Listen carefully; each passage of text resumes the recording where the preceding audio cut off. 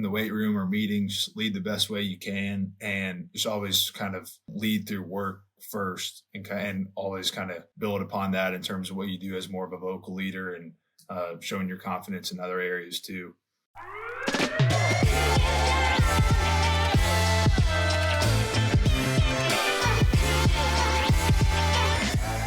All right, we got a great show for you guys. I'm really excited. We got a really good guest here. Probably the best college football player to ever carry the name of Beau Allen, and that's incoming Kentucky quarterback Beau Allen. He actually started his career at Kentucky, transferred around a little bit, and now he's returning home. He's a Kentucky native, returning back to be a Kentucky Wildcat. Really excited to have him on the pod. I've been following his career for a couple years now. I inadvertently get tagged in some of his stuff online, and so it's fun to get him on the podcast and talk about the transfer portal, Kentucky football, and a couple other things. So welcome, Beau Allen. All right, joined by future Kentucky quarterback Beau Allen. Got an easy question for you, Beau. How's it feel to be the most athletic Beau Allen in the history of college football?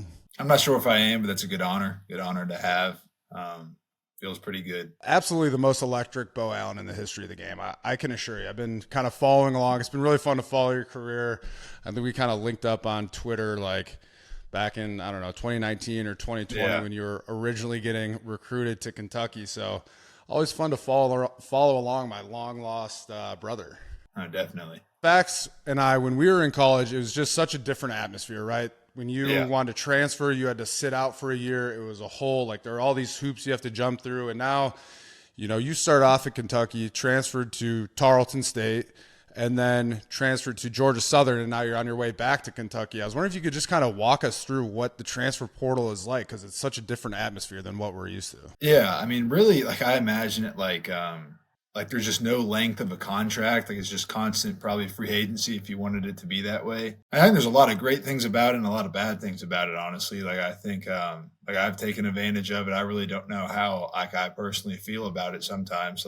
Kind of your traditional way of things is how I used to think about it. But when I first made my decision to initially enter the transfer portal, the first out of the 3 times, I probably wish I did a little bit earlier, but I always enjoyed being at Kentucky. I love the team. I love my guys on the team. I just really I imagine it obviously I have no idea what it's like to be in the NFL, but there's no length on the contract, and it's just probably constant free agency, and you can kind of pick.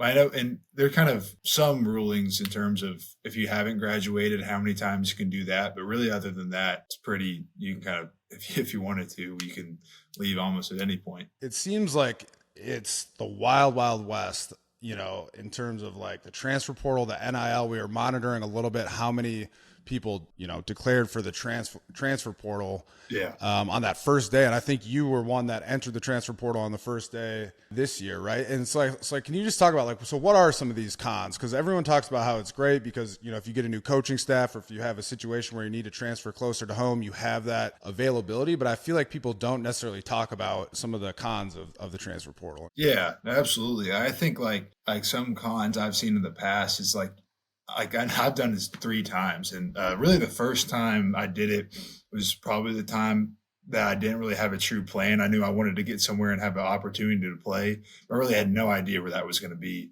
My main deal was I really wanted to get in somewhere where I could have a chance to play that season. But the biggest problem I see is maybe just players don't have the greatest insight from coaches or parents that maybe they get themselves in a tough situation. Let's say a player is at Wisconsin or something. They're a second or third string guy and they want to enter the portal and they want to stay Power 5. That's going to be really hard. You know what I'm saying? If you may have to go to Group of 5 or even FCS if you want to have a really good chance of playing that year. And I'm not trying to make it that's different for everybody, but and more likely than not, if you're not playing, you have a better shot at playing. I know situations and schemes are different and fit different players in certain ways, but those are the things when maybe your kind of thesis or thought of why you should enter the portal is kind of different than what you could act upon. And every single time it's going to be a little bit of a leap of faith. I'd say just some guys I've seen in the past have a little bit of a plan, some don't, but sometimes whatever else could come out of may be better than whatever they're doing currently. But just depending on really what you want and kind of what matters to you the most at that time in your career is what I would say. And with that being said, the NIL is something that also is new. Me and Beau, we weren't fortunate enough to be in college when all this new NIL stuff came into play. So how much, if any, like was that a factor for you, like while you're thinking about transferring schools? And do you think that is now one of the biggest factors that kids are maybe thinking about when they're choosing a new school or choosing to hop into the transfer portal? Yeah, it seems like if you're a guy who, like when I've entered the portal, like I left Kentucky as a backup who played like 12 snaps. So like I didn't really have like I went to like a smaller school and there were some like opportunities there. But I bet like if you're a like a 5-star quarterback or you're transferring, you've had some wonderful seasons. I bet it's a much larger play than the rest of the guys in the portal, and there's just much more of a conversation. So I think for a lot of players, yes. Like I bet I'm not sure exactly what it's like if you're like a 5-star quarterback coming out of high school, but I bet those are some pretty. I don't know what those conversations are like, but I bet they can be pretty intense in terms of whatever these guys are getting. It's like free agency, and you think about guys like Cam Ward and Yeah, yeah, Riley Leonard. You know, it's a pretty yeah. small quarterback group in college, so I feel like you kind of see what these guys are doing, and they're transferring. They had successful seasons in 2023, and now they're entering the portal, and you have to think that the NIL is a pretty big factor. So it's just interesting, man, because it's like a combination almost. To me, it seems, looking at it from the outside, it feels a little bit like a combination of recruiting and free agency, you know? Yeah. So it's like, it's pretty wild. But you mentioned earlier, so you were at Kentucky, you played 12 snaps. Looks like Will Levis, you were there with him. We've watched him as a rookie in the NFL. Just kind of wondering what he's like a little bit. You know, I'm a meathead, so it's fun to see quarterbacks that are meatheads too. Was he a guy that you got along with at Kentucky? Yeah, absolutely. I think the world of him. I think I learned a lot from him. Like one thing going like talking about like being a meathead a little bit, but I thought Yeah. he showed me more than anything. Like it's okay for a quarterback to be really strong. I mean, you can see like I know he ended up getting hurt yesterday a little bit. Sadly, I hope he gets back Yeah. out there as soon as possible. But I mean, he could take hit after hit from the biggest dudes in the SEC when I was able to see that on the field. And like, I mean, I was like still like I feel like a strong quarterback, but not really like trying to intensively go after like my lifting maybe as much as what he was in terms of really truly bringing on strength. And that was something I took along my career after I've been with him. But no, I think the world of him. He's a great leader, great guy. Like I love hanging out with him. Just I mean, anybody would when you're not even talking anything about football. No, I think he's a fantastic dude. He's got you putting the mayo in the coffee too, or what? No. Yeah. He probably got like he would always talk about how like at the start of all that stuff, it always brought him some publicity and a lot of good things, but it got probably pretty annoying to him, probably pretty quick. I bet. So after your time in Kentucky, you transferred. You mentioned earlier that you just wanted the opportunity to play. Obviously, when you're a football player, that's really all that you want. And so you transferred to FCS school, Tarleton State, and had a great season. And that was in 2022. You had 2,836 yards, 23 TDs, only 11 interceptions in 11 games. Just kind of wondering what your experience was like transferring from a big school like Kentucky to Tarleton State, where you played really, really well. Like, how was that adjustment for you? It went great. It really went a lot better than I ever could have expected. When I entered the portal, I was going to actually take a visit there with my dad to Tarleton State, and we're probably like 5 days away from camp start. So I ended up taking a suitcase with me in case if I wanted to go there, I just ended up staying. So I ended up staying, and there was the biggest thing that I realized, I think, and I know you played at Wisconsin your whole career, so it's like a little, I've gotten to see like a little smaller levels and you got to play with. But what I would think, and most teams of FCS, like the most help. I mean, we had a lot of great players, had a lot of great receivers, offensive linemen on that team, but it felt like the first 11 guys that go out in that field, there are a lot of guys in the same situation that I was in. You know what I'm saying? Mostly now with the transfer portal, but you see the biggest differences in the depth and compared to just guys rolling off the sideline play after play. There's a lot. That's what I'd say. I think it's fantastic I had just an absolute blessing for a lot of great coaches and a lot of great players at Tarleton State that helped me progress. And I really didn't know what I was going to do at the end of the year. I just wanted to go in there and compete to get the opportunity to play and then play the best that I could. And if I wanted to figure out more about that at the end of the year, but ended up deciding to leave after that. But no, I had a fantastic time. It was really just getting out there I played like 2 or 3 games my true freshman year and 2 games my sophomore year. I both were like in those blowout kind of scenarios, but it was just great to really be able to go out, like just start and kind of be a leader, like a quarterback never, like a backup quarterback in the same as like a backup receiver or something, or you're the two running backs. So it was great. Like it was one of my favorite decisions I've ever made in my life. Yeah, I bet. You had said earlier that you're at your parents' crib right now, your mom's house, like recording this. How good is that to be able to come back home and to play a season, and obviously to be close enough to your parents, just being able to do that after being there and then leaving and then now coming back? How great is that for you and your family? It's great. Like I definitely took it for granted my first couple of years here at Kentucky. That's been great. Hopefully I can find a place probably here in the next 2-3 weeks, but that's just a lot easier with transitioning and moving and everything. And they've been a great help for me as I have in my whole life. But that's been special. Like my parents' house or my childhood home is just probably a mile away from the stadium and the facility, so it's real close. Hey, stack some NIL checks and live with your parents and put that money in the bank, baby. Yeah, it helped me out, that's for sure. Are you going to go to the bowl game? Kentucky's playing Clemson coming up here, pretty big one. Are you going to check that out? I'm not 100%.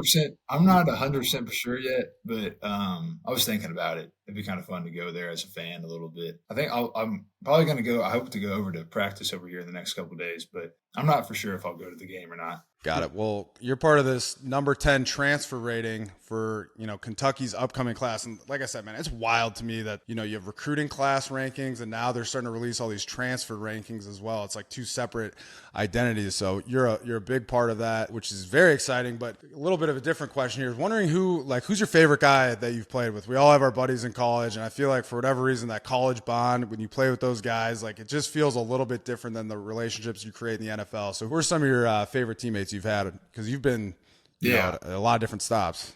One that you all may know of, his name's Luke Fortner. He's the center for the Jaguars right now. Sweet. Yeah. And so I was there my freshman and sophomore year at Kentucky with him, but he was just a dude where we had a lot of kind of quarterback and like offensive line traditions. Like we would go to like Gatlinburg, Tennessee, like every summer, just the quarterbacks and the offensive line and like stuff like that. He was just an ultimate leader, and he would talk with everybody on the team.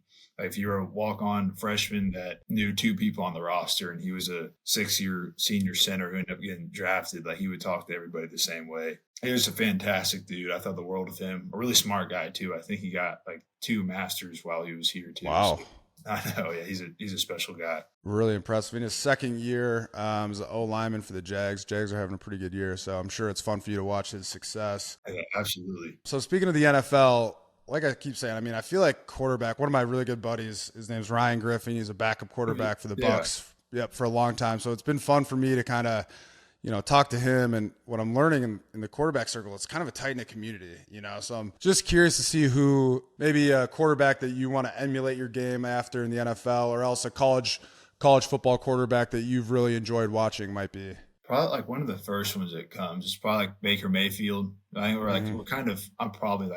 we're probably similar size, like probably kind of just how we play a little bit similar. Like we can, like not like dual threat guys by any means, but can move fine enough to do what you need to do. So I think mainly him, and kind of his college career was a little bit unique too. So that's a little bonus to that too. And he played a great game against the Packers. I think he had a perfect QBR on Sunday and led the Bucks over, a big win. So great guy to watch for sure. One question I was going to ask you is, just as a player, as a quarterback, when you're walking into a new locker room and just trying to get the guys to rally around you and everyone to be on the same page, what's something for you that you kind of can go to and know, like, hey, as long as I do this, I know everyone will fall in line and I just have to focus on this aspect? Yeah, I think what I would say is, like, the first thing I would say is probably do as much as you can through work at first. Like try to, I know in football, like I'm gonna start here in January, and a lot of guys I haven't been there on the roster with, so I haven't like practiced with them. So you kind of only do so much in terms of kind of proving what you can do out on the field. But it's in the weight room or meetings, lead the best way you can, and just always kind of lead through work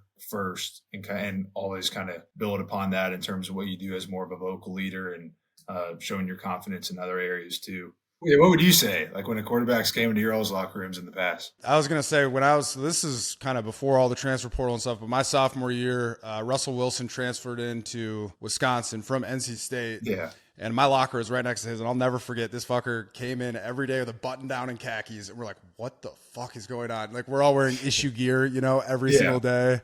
The freshman tuxedo, we called it. And but the way he came in and worked, he really just won the locker room over really quickly. So I think that's a great attitude to have. Yeah, and I say like the same thing. Probably as a college player, I would say the quarterback will probably win me over in the weight room. If you're like you said, like if you're a meathead and you're showing that like you can push big weight and you're running like hard, I think that goes a long way. Thanks again, man, for coming on. It's really fun to, meet you in person. It's, we've been following your career. Fun to follow a fellow Beau Allen, and best of luck at Kentucky, man. Really looking forward to watching you play. We're going to be rooting for you, man. I appreciate you guys. Thank you all for having me on, and it's been awesome to keep up with you all and keep up with you, Beau, and all that you're doing after football as well. Thanks a lot, man. Beau Allen's Unite. Take care, brother. You have a great one. Appreciate you.